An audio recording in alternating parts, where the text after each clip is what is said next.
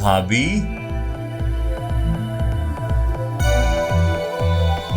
वाह, एक बात बोलूं आपसे, आप ना एकदम कैटरीना लग रही हो। है ना?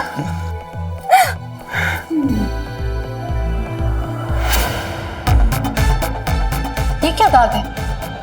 देख तो जरा। ये तो खून के दाग लग रहे हैं।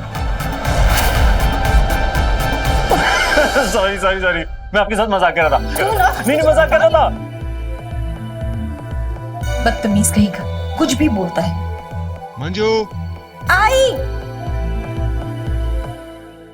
ठीक है, मैं आकर बात करता हूँ। हाँ, ओके।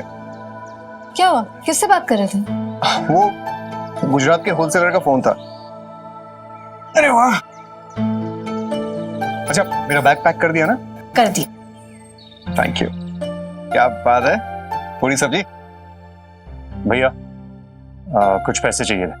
किस बात के पैसे? कुछ काम था। ऐसा है, 2 दिन के लिए सूरत जा रहा हूँ मैं। अगर पैसे चाहिए तो दुकान पे आके बैठो। भैया मैं नहीं बैठ रहा दुकान में,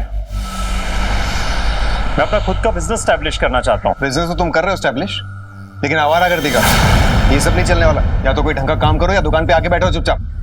भैया आपसे बात करना ही।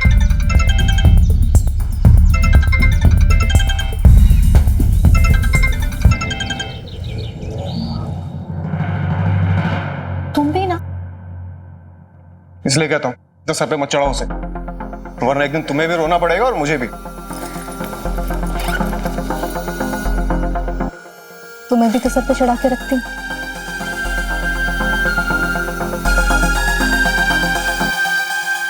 इस पे तो मेरा हक है ना। तो मत जाओ ना। इन भाई साहब को मना लो जाने के लिए, मैं रुक जाता हूँ। अच्छा सुनो, सूरत से तुम्हारे लिए क्या लाऊं? इतना सब कुछ तो दिया है तुमने, तुम बस जल्दी आ जाओ।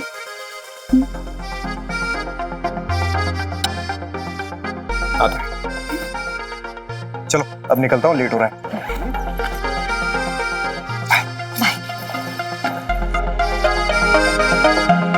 बाय।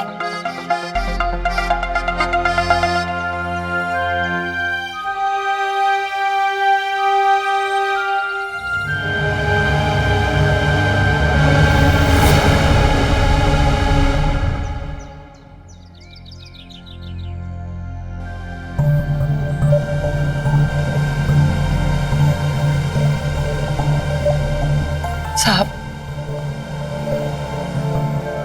अरे माँ जी आप आइए बैठिए बैठिए प्लीज।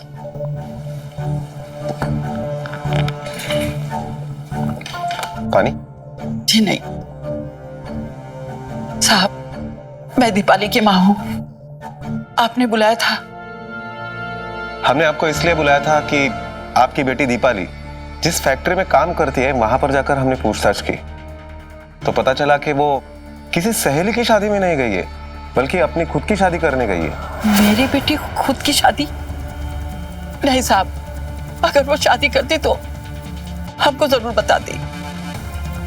भला वो अपनी माँ से क्यों छुपाती? आपकी बेटी अभी 28 की हुई है, शायद उसे कोई अच्छा लड़का मिला होगा और उसके साथ चली गई होगी। नहीं साहब, ऐसा नहीं हो सकता।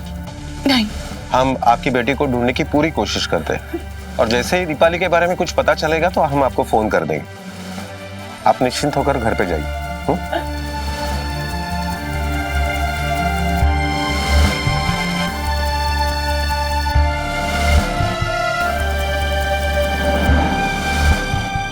सर, दीपाली का फोन अभी भी स्विच ऑफ आ रहा है। एक काम करो, फोन सर्वेलेंस पे डालो। Yes sir.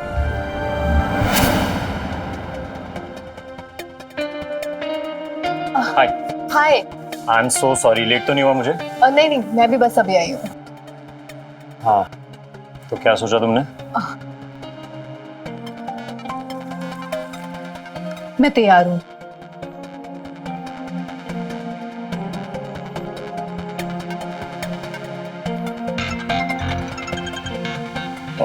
They are calling.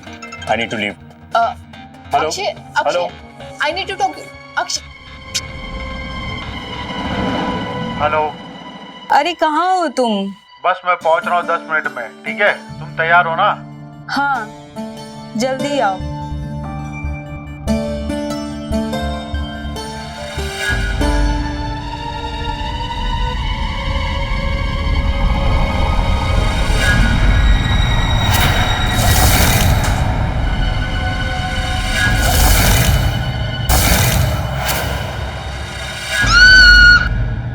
जवान बेटी की शादी जब तक ना हो, माँ बाप के दिल में हौल उठते रहते हैं। शादी में जितनी देर होती है, समाज के ताने उतने ही तेज होते जाते हैं। लेकिन बेटी की शादी कराना भी इतना आसान नहीं है। अपनी लाडली को किसी के साथ भी नहीं ब्याह सकते हैं ना। यूपी के अलग अलग शहरों से लड़कियां गायब हो रही थी, लेकिन सारी लड़कियां अपनी मर्जी से गायब हो रही थी। कितना पुराना हो गया ये, सारे दाग लगे हुए हैं। ये भी ना बर्तन वाली को दे दूंगी। ये पुराने कपड़े क्यों रखे हुए हैं इन्होंने?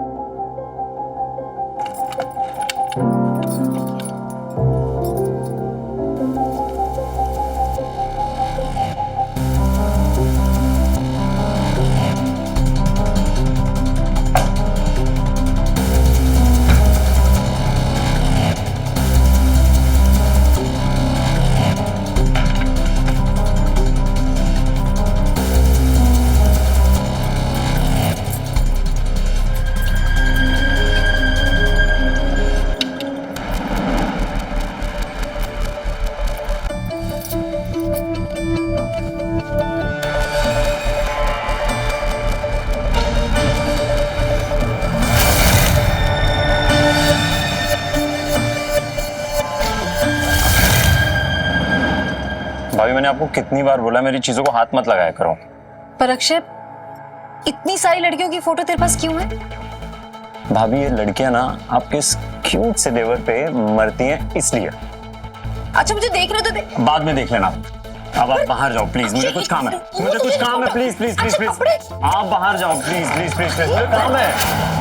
अक्षय, स्त्री के कपड़े तो लेने दे हाँ, मुझे। कपड़े मैं दे दूंगा, बाय।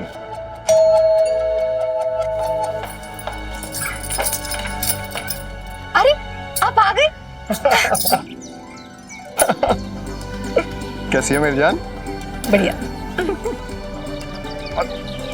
भाभी मैं जा रहा हूँ। ये हीरो कहीं घर छोड़ के जा रहा है क्या? तुम भी ना। फिर खाली हाथ आए होंगे, इस बार लाए हैं सूरत से कुछ। लाया तो हूँ तुम्हारे लिए। नया मटेरियल आया मार्केट में, एकदम सॉफ्ट। बहुत प्यारा कलर है। और मेरे लिए ये मेरे निकम्मे भाई के लिए। कैसी है? इतनी सस्ती टी शर्ट, ये टैग नहीं होता ना तो और अच्छा होता। अच्छा ठीक है, प्लीज अब तुम दोनों यहाँ शुरू मत हो जाना। सुनो, तुम एक काम करो, जाके फ्रेश हो जाओ, मैं तुम्हारे लिए बढ़िया सी चाय बनाती हूँ, ठीक है? देवर जी, बैग उठा के कहाँ चले आप? मैं मुंबई जा रहा हूँ 1 महीने के लिए। मुंबई? ऐसे अचानक से? अचानक से ही प्लान बन गया। अरे तुम चिंता क्यों कर रहे हो? धक्के खा के वो वापस यहीं आने वाला है। हाँ, चलो मैं फ्रेश होकर आता हूँ।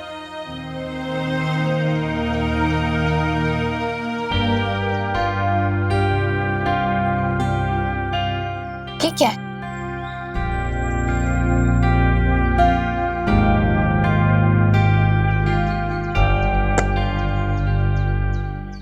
कंगन?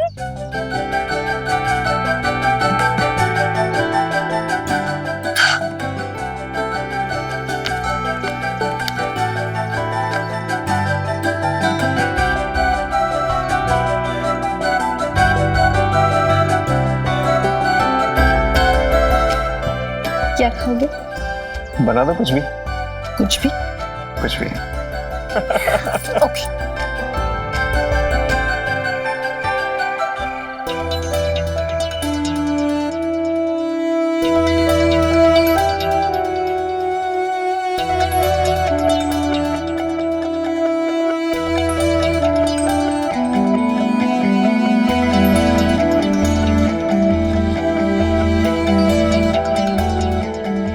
अच्छी लग रही है बहुत। चलो सो जाते, काफी लेट हो गई है। योगेश, इतनी जल्दी सो जाओगे? हाँ भाई, देखो क्या है, 10 बज गए। अच्छा सुनो भाई योगेश, हमारी शादी को 4 साल हो गए, तुम्हें नहीं लगता कि अब हमें फैमिली स्टार्ट कर लेनी चाहिए? ख्याल तो तुम्हारा बहुत अच्छा है, लेकिन वो क्या है ना, आज नहीं, आज मैं काफी थक गया हूं। किसी और दिन प्लान करते हैं।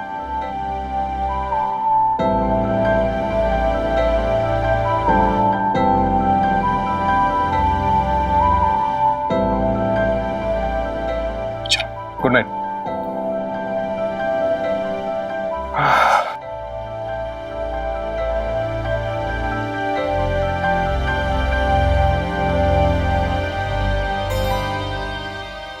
कंगन भी नहीं दिए। सर, एक और लड़की की मिसिंग कंप्लेंट आई है। क्या? दीपाली के बारे में कुछ पता चला? सर, दीपाली का नंबर इंटरेस्टेड बस डिपोट पर बंद हो गया था। दीपाली कुछ समय से वर्षा वर्मा नाम की लड़की से कांटेक्ट में थी, जो कि भोपाल की रहने वाली है।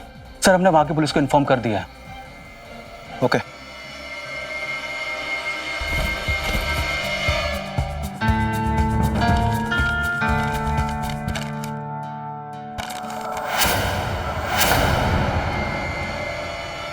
ज्वेलर की रसीद? मैडम, ये रसीद तो हमारी ही दुकान की है, लेकिन ये खरीदने की नहीं, बेचने की रसीद है। आपको तो पता ही होगा, आपके हस्बैंड यहाँ पर हमेशा आते रहते हैं आपकी ज्वेलरी बेचने के लिए। क्या हुआ? हाँ पता है मुझे। तो घर में सब ठीक ठाक तो है? जी सब ठीक है, मैं बस पूछ रही थी। सर, ये दीपाली कुछ समय पहले भोपाल की वर्षा से कांटेक्ट में थी। भोपाल पुलिस से पता चला कि ये वर्षा भी गायब है, इसकी भी मिसिंग रिपोर्ट दर्ज है। सर, हमने वर्षा के फोन रिकॉर्ड निकाले तो पता चला कि ये दीपाली से पहले ये झांसी की अक्षरा से कांटेक्ट में थी। सर, हमने अक्षरा के माँ बाप का बयान लिया तो मालूम हुआ कि अक्षरा ने घर से भागकर शादी कर ली है। सर, हमें दीपाली के नंबर से एक और कांटेक्ट मिला है, जो कि रायबरेली की उषा गुप्ता का है। उषा गुप्ता, ये भी गायब है? पिछले कुछ समय से उषा गुप्ता एक और कांटेक्ट में थी, जो कि लखनऊ की नाजनीन। नाज? Yes sir. क्या हो क्या रहा है ये? कहीं ऐसा तो नहीं कि सारी लड़कियां मिलकर कोई गैंग बना रही हो? सर, कुछ कह नहीं सकते, सारी लड़कियां अनमैरिड हैं, उम्र भी 27 और 28 के आसपास है, सबके मोबाइल भी स्विच ऑफ हैं। लेकिन सर, एक कॉमन बात यह है कि ज्यादातर नंबर की लोकेशन सहारनपुर ही है। सहारनपुर? मतलब ये सारी लड़कियां यहीं पर है? हो सकता है सर। राज्य के अलग अलग शहरों से जितनी भी लड़कियां गायब हो गई, उनके तार आपस में जुड़े हुए थे। पुलिस के सामने ये एक बहुत बड़ी पहेली थी। लड़कियां अपना घर छोड़कर अपनी मर्जी से चली जाती है और फिर मानो जैसे हवा में गायब हो गई, सिर्फ उषा को छोड़कर। अब पुलिस के सामने सबसे बड़ा सवाल यह था कि इन सारे केसेस का कनेक्शन सहारनपुर से क्यों था?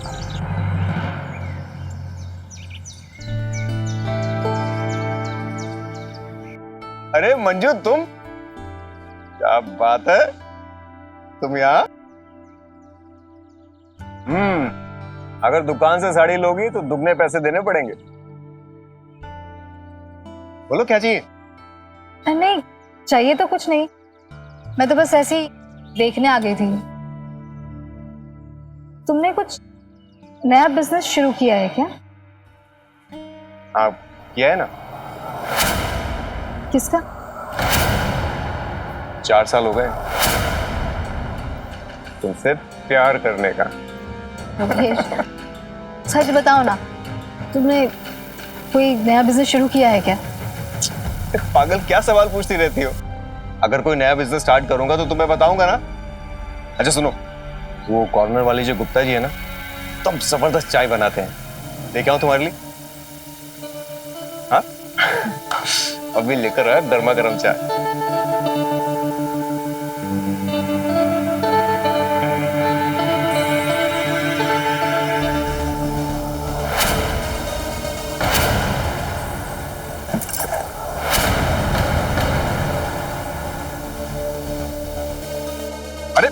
क्या हुआ? कहाँ जा रही हो? योगेश मैं घर जा रही हूँ, मेरे सर में बहुत दर्द हो रहा है। मैं चाय तो पी लो कम से कम। नहीं नहीं योगेश, मेरा जी बहुत मचला रहा है, मैं घर चलती हूँ, ठीक है? रुको, मैं तुम्हें छोड़कर आता हूँ। नहीं नहीं नहीं, मैं जाती हूँ, तुम यहीं रुको, ठीक है? अरे सुनो,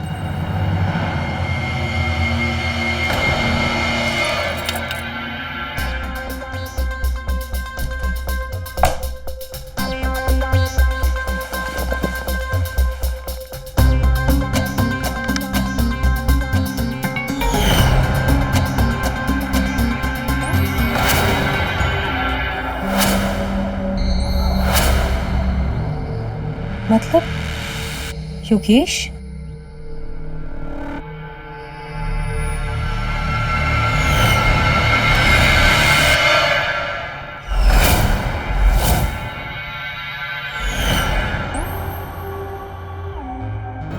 यही प्रॉब्लम है तुम बीवियों की,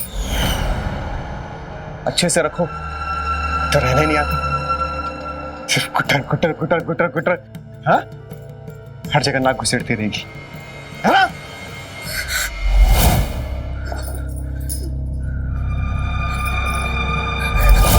अरे रुक, इधर आ।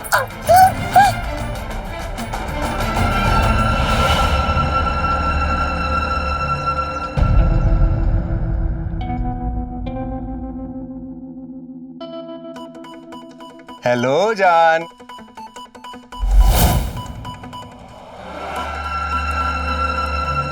क्या कर रही हो? अरे अरे, दर्द हो रहा होगा ना तुमको? हाँ, देखो क्या हाल बना रखा है तुमने। देखो मैं तुम्हारे लिए खाना लाया हूँ, हाँ खाना खाते हैं। योगेश तुम ये सब क्या कर रहे हो? कौन है वो लड़कियां?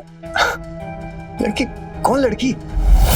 ये कोई लड़की नहीं है, बोल जाओ सब। कोई नहीं है तो लड़कियों की फोटो क्या कर रही है तुम्हारे पास योगेश?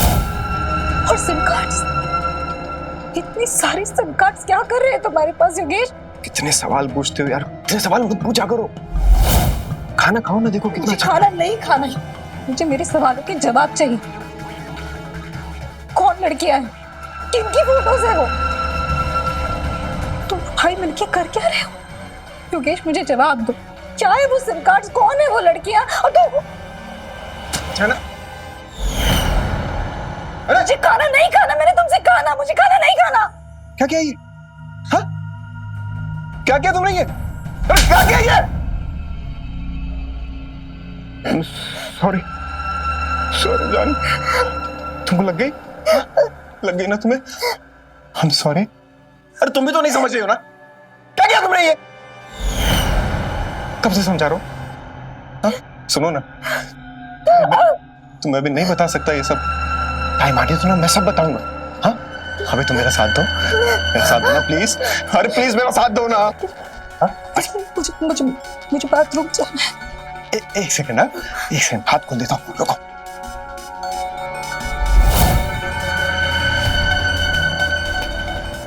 रुको, अरे रुको, अरे जान रुको। अरे पकड़ लिया। जान जान, कितनी जिद्दी हो तुम, सुनती नहीं ना बात।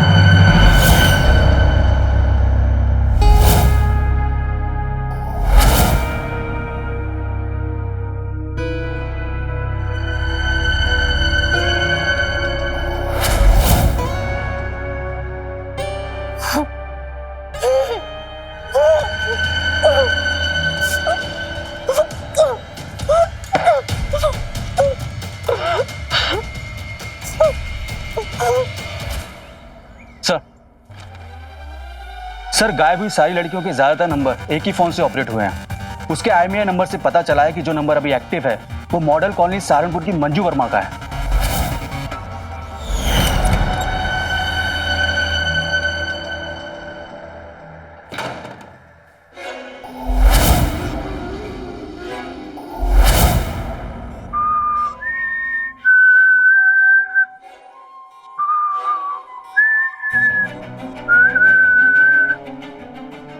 कैसी हो? ये क्या हाल बना रखा है तुमने अपना? रुको मैं खोलता हूँ। क्या वो? ओह, दर्द हो रहा है? दर्द हो रहा है ना? रुको।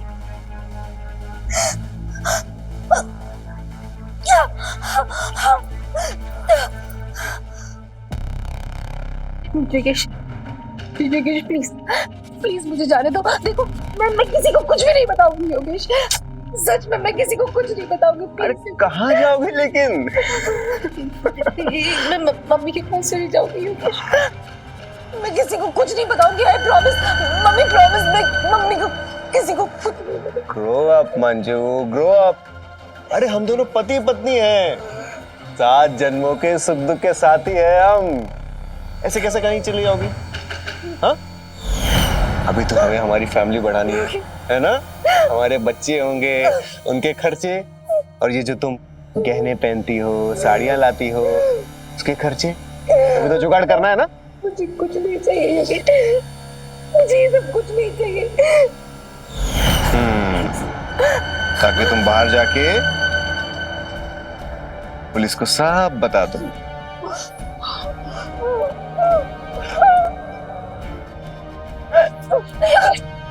बैठ जा चुपचाप, पागल औरत। दिमाग खराब हो गया तेरा, समझ में नहीं आती बात? अरे ये सब मैं किसके लिए कर रहा हूं? तेरे लिए कर रहा हूं ना, अपने लिए कर रहा हूं, हमारे बच्चे के लिए कर रहा हूं ये सब। क्या लगता है तुझे मेरी दुकान में बहुत सारे कस्टमर्स आते हैं? हाँ, दिन में 2-4 कस्टमर आते हैं सिर्फ। उन कस्टमर से ना मेरी दुकान का रेंट भी नहीं निकलता है। एक वो मेरा भाई बेरोजगार, जब भी मुंह खोलता है भाई पैसे चाहिए, एटीएम की मशीनों में जब देखो डिमांड डिमांड डिमांड डिमांड। नहीं प्लीज योगेश, प्लीज मुझे जाने दो। मुझे कुछ नहीं चाहिए, मुझे सच में कुछ नहीं चाहिए योगेश। बहुत देर हो चुकी है। योगेश प्लीज।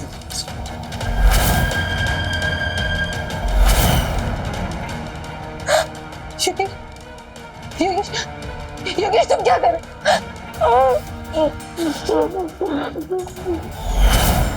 योगेश क्या कर रहे हो?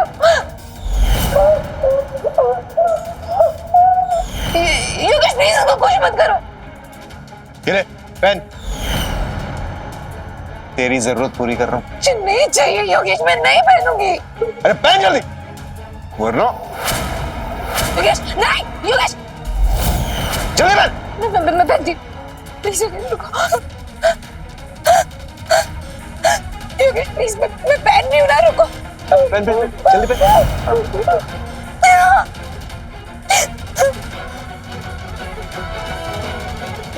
मेरी बीवी कितनी सुंदर लग रही है ना? योगेश प्लीज छोड़ दो। योगेश क्या कर रहे हो तुम? छोड़ो उसे योगेश। मुझे अब मेरी बीवी के अलावा किसी की जरूरत नहीं। Bye bye. ले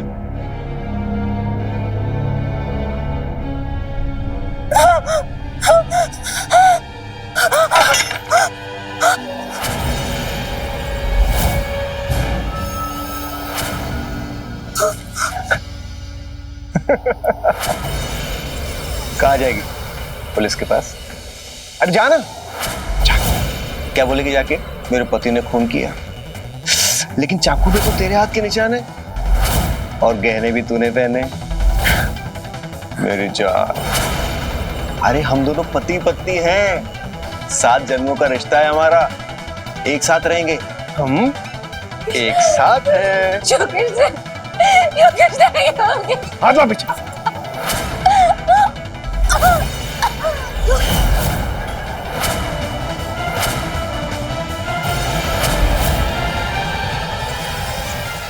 मंजू को तो यह भी अंदाजा नहीं था कि जिस इंसान के साथ वो एक ही छत के नीचे रह रही है, जिससे वो इतना प्यार करती है, वो एक खूनी है। उसके कपड़े और गहने किसी के खून से रंगे हुए हैं। हमेशा प्यार करने वाले पति का ये शैतानी रूप मंजू की कल्पना से परे था। योगेश अपनी लालच और अपने अपराध को सही साबित करने के लिए अपनी पत्नी और अपने भाई के जरूरतों पर लांछन लगा रहा था। लेकिन अगर वो अपनी ये परेशानी इन दोनों को बताता, तो क्या तब भी ये दोनों योगेश से यही डिमांड करते? नहीं, कभी नहीं। अब मंजू के सामने इस शैतान से लड़ने के अलावा और कोई रास्ता नहीं था। पर कैसे योगेश का सामना करती, जो ना सिर्फ एक शैतान है बल्कि बहुत शातिर भी है। साहब मुझे लगा वो अपनी माँ के यहाँ गई होगी साहब, लेकिन वो वहां पे नहीं थी साहब। आखिरी बार कब देखा था इन्हें? परसों मेरी दुकान पे आई थी वो, काफी परेशान लग रही थी साहब। मैंने उससे पूछा क्या हुआ तो उसने बताया माइग्रेन है, ये बोल के वो वहां से चली गई जल्दी में। शाम को जब घर पे देखा तो वो वहां पे नहीं थी साहब। तो आपको उसी वक्त आकर पुलिस को बताना चाहिए था ना। साहब जब भी उसकी तबीयत खराब होती है वो सीधा अपने मायके जाती है। मुझे लगा इस बार भी वहीं कहीं होगी, पर वहां पर जाकर देखा तो वो वहां पर भी नहीं थी साहब। आप एक काम कीजिए, बाहर जो हेड कांस्टेबल बैठे हैं उनके पास इनके सारे डिटेल्स दे दीजिए। और हाँ, अगर आपको कुछ भी याद आता है तो हमें तुरंत कांटेक्ट कीजिए। साहब प्लीज थोड़ा जल्दी कोशिश करिएगा।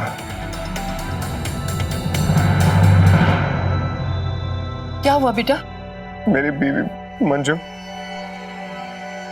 लापता है। कोई बात नहीं बेटा, तो फिक्र ना कर, मिल जाएगी। ये साहब बहुत भागा दौड़ी कर रहा है। मेरी बेटी दीपाली भी गायब है। बेटा मैं तुम्हारे लिए भगवान से प्रार्थना करूंगी कि भगवान तुम्हारी बीवी जल्दी से जल्दी मिला दे। चलता हूँ मुझे।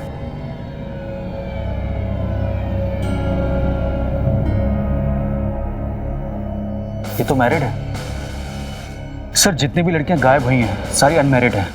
इन मियाँ बीबी की कुंडली निकालो।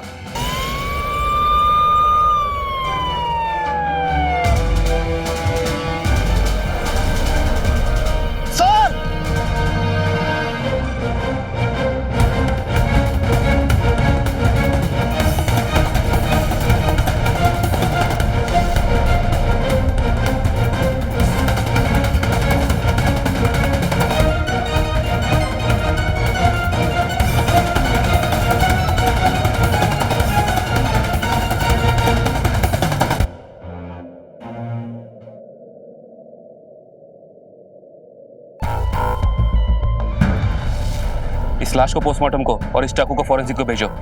इस लड़की की फोटो सर्च पोर्टल में डालो और मिसिंग पर्सन की रिपोर्ट चेक करो। Okay okay sir.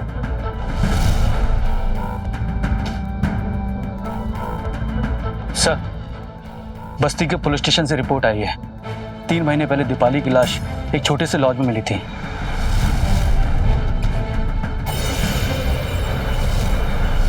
लाश के पास कुछ भी आइडेंटिफिकेशन नहीं था, बस एक सस्पिशियस औरत मर्डर वाली रात उससे मिलने आई थी। औरत? राजीव पता करो उस दिन मंजू के मोबाइल का लोकेशन क्या था। Yes sir. Excuse me sir. Hello क्या? ओके सर, लखनऊ से फोन था। उन्हें नाजनीन की लाश एक सुनसान जगह पर मिली है। क्या? Yes sir.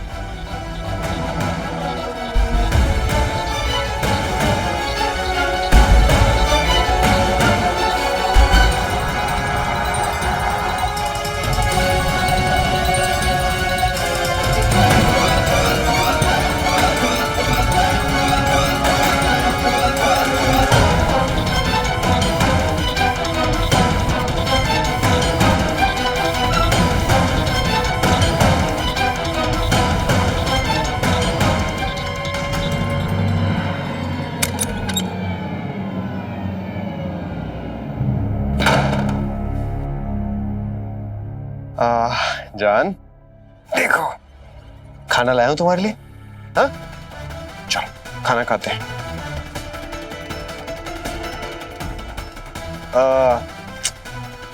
ये तो हटाया ही नहीं मैंने। चल खाना खा लो। प्लीज मुझे जाने दो योगेश। मैंने तुमसे प्रॉमिस किया ना, मैं किसी को कुछ नहीं बताऊंगी योगेश।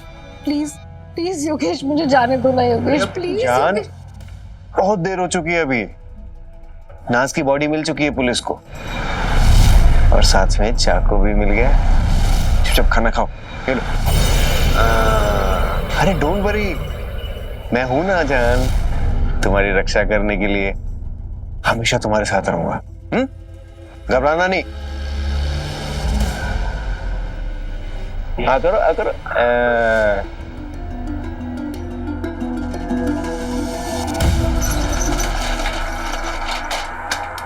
क्या बात है वर्मा जी, दुकान बंद कर रहे हैं या खोल रहे हैं? साहब वो खाना खा के थोड़ी देर सो गया था। क्या वो सब ठीक तो है ना? इस इयरिंग को पहचानते हैं?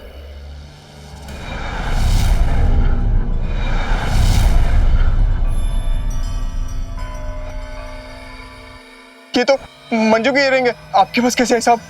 क्या वो सब ठीक तो है ना? हमें एक लाश मिली है। लाश? घबराने की जरूरत नहीं है, मंजू की नहीं है। साहब आप कहना क्या चाहते हैं साहब? साफ बोलिए ना। हमें आपके घर में जाके मंजू का डीएनए सैंपल और फिंगरप्रिंट्स चाहिए। साहब ये नहीं हो सकता, जो आप सोच रहे हैं वो नहीं हो सकता साहब। आप ये क्यों नहीं सोचते कहीं किसी ने मेरी मंजू के साथ अगर कुछ कर दिया तो? आप उसको ढूंढिए ना साहब प्लीज। देखिए, अगर आपकी बीवी निर्दोष होगी तो कोई बात ही नहीं है। हम तो बस फॉर्मेलिटी कर रहे हैं। प्लीज चलिए, आइए। ठीक है साहब, चलिए। सर, नाइफ का फिंगरप्रिंट मंजू के फिंगरप्रिंट से मैच कर रहे हैं और मंजू का डीएनए सैंपल भी इयरिंग पे लगे ब्लड और विक्टिम के कपड़ों पे लगे ब्लड से मैच कर रहे हैं। Sir,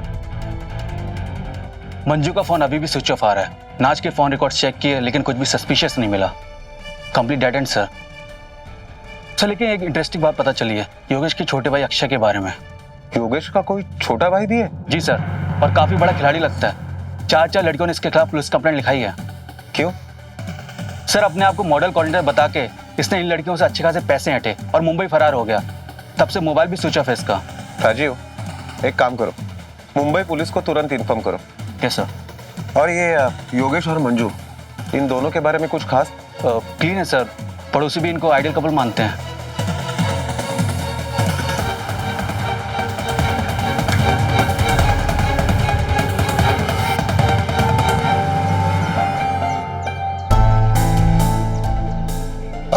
miss Rita? या hi, William Das. Hello. Well, I must say आप अपनी फोटो से ज्यादा गॉर्जियस लगती हैं। Thank you. इनफैक्ट ये मुझे आपके बारे में कहना चाहिए। Oh no please don't. So what do you do? Well, मैं एक मैथ्स टीचर हूँ। Born and bought up in Kanpur, UP. वहीं पे एक चर्च में मेरे फादर पास्टर थे। जी, एक्चुअली वो भी काफी बीमार है। He is very serious. Oh sorry. No it's okay.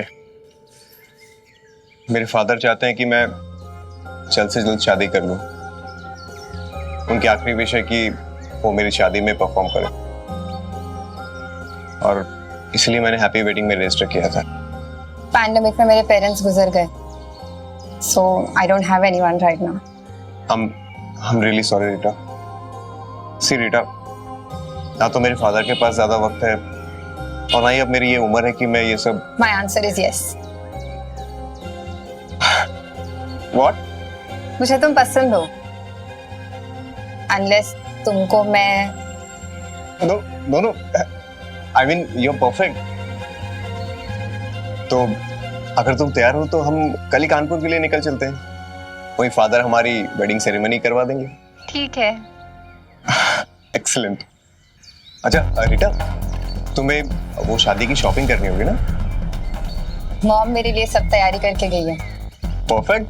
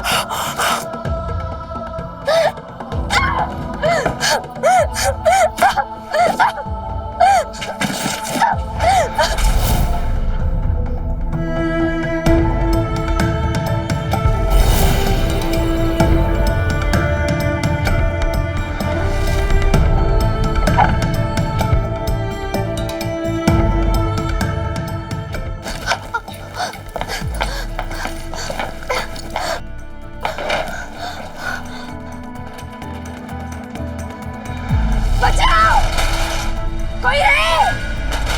खोलो! कोई तो खोलो! खोलो! कोई है? प्लीज खोलो!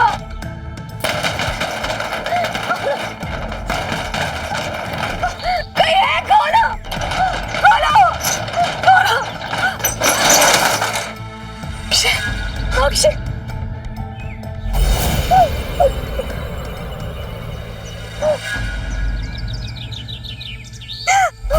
भाभी आप यहाँ पर कैसे आ गए?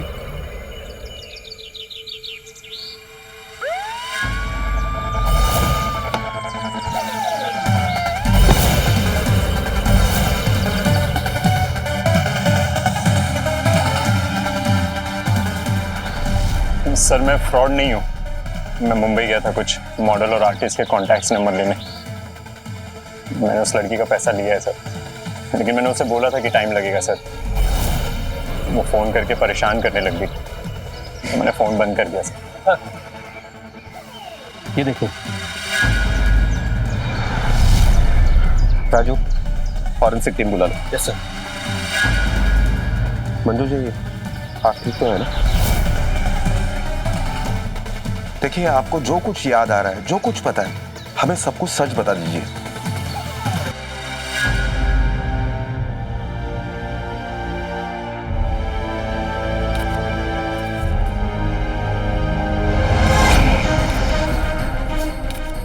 मुझे ऐसा लगा योगेश का किसी और औरत के साथ चक्कर चल रहा है, इसीलिए मैंने उसके दुकान की छानबीन की। वहां जाके पता चला उसकी ड्रॉ में बहुत सारी लड़कियों की फोटो पड़ी थी और साथ ही साथ उन्हीं लड़कियों के गुमशुदगी के इश्तेहार भी देखे। फिर मुझे याद आया कि मैंने उनकी अलमारी में बहुत सारे मोबाइल सिम कार्ड्स देखे थे, तो मुझे समझ आ गया कि उन लड़कियों की मौत की वजह योगेश ही है। जब मुझे योगेश की सच्चाई का पता चला तो उसने मुझे भी दुकान के बेसमेंट में बंद कर दिया और एक दिन मेरे सामने ही उसे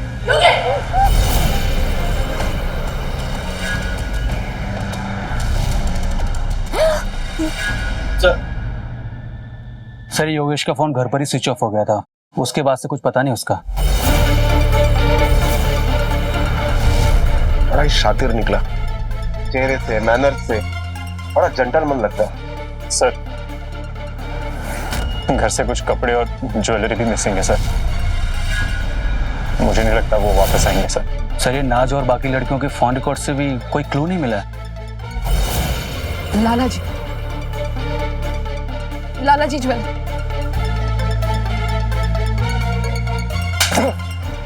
कुछ नहीं मालूम? हाँ? कभी उन गहनों की रसीद देखी थी? वो तो उसके घर वाले के गहने थे ना साहब। देख राजू, ज्यादा मासूम बनने की कोशिश मत कर। ये जो तेरा ग्राहक है ना, वो सीरियल किलर है। असिस्टेंस टू मर्डर केस में सीधा अंदर जाएगा तो बोल। मैंने तो कुछ भी नहीं किया साहब, और मुझे तो मालूम भी नहीं की। राजू ये ऐसे नहीं मानेगा। 4-6 हड्डियां तोड़ ही डालो इसकी। तब तक मैं इनकम टैक्स वालों से जाके बात करता हूँ। अच्छा एक मिनट साहब, योगेश के बारे में ज्यादा कुछ तो नहीं जानता। बस उसका एक बैंक अकाउंट नंबर है जिधर मैं उसके गहनों को पैसे ट्रांसफर किया करता था। इसके अलावा और कुछ भी नहीं मालूम साहब, खाते बही की कसम। शाबाश, इतनी भी जानकारी हमारे लिए बहुत काफी है, समझा? चलो राजू।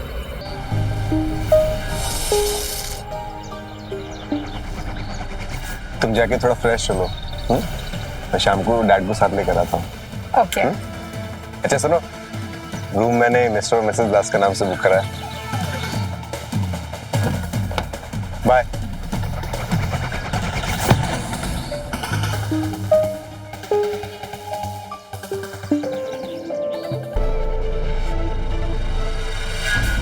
राजू और कोई इंफॉर्मेशन? सर बैंक से इन्फॉर्मेशन आ गई।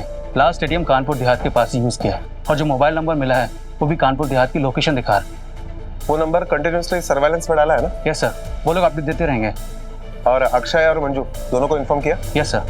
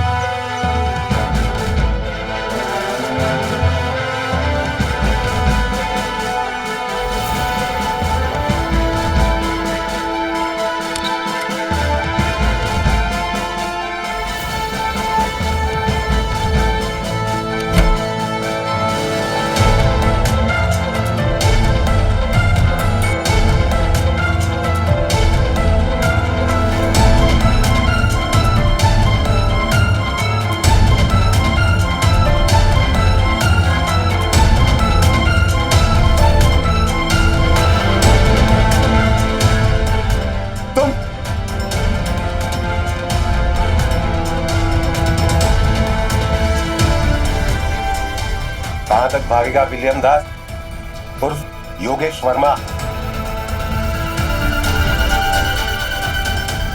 राजू चेक करो।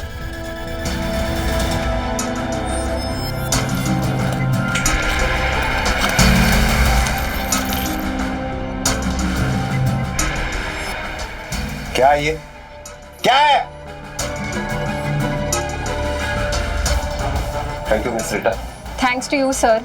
अगर आप राइट टाइम पे नहीं आते तो ये शैतान मुझे भी मार डालता।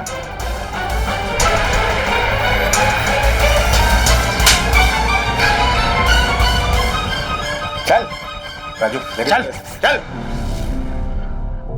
दीपाली और नाज के माओं की तरह सारे माता पिता का इंतजार तो खत्म हो गया, लेकिन जिंदगी भर का गम दे गया। हमें हमेशा यही लगता है कि हम हमारे परिवार वालों को, हमारे आसपास जितने भी लोग हैं, उन्हें अच्छे तरह से जानते हैं, लेकिन ये हमारी गलतफहमी है।